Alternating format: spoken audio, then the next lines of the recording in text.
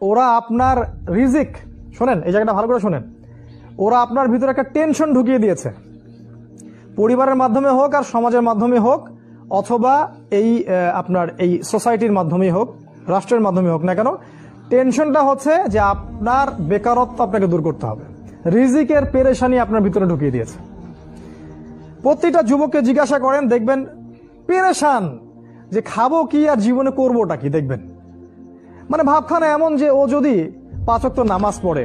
কোরআন তেলাওয়াত করে, রোজা রাখে, আল্লাহর হুকুম সব মেনে চলে, হ্যাঁ খুব মুত্তাকি মানুষ, পরেশগার মানুষ, কিন্তু বেচারা একটা ছোট মুদির দোকানে কাজ করে, বেচারা একটা ধরেন সবজি বিক্রি করে বা হালাল কোনো কাপড়ের ব্যবসা করে, ওর ভাবখানা এমন জীবনটাই নষ্ট হয়ে গেল, আমার জীবনে কিছুই করতে পারলাম না, কি করলাম জীবনে, নিজের পায়ে দাঁড়াতেই পারলাম না। এই যে কনসেপ্টটা মাথার মধ্যে ঢুকিয়ে দিয়েছে,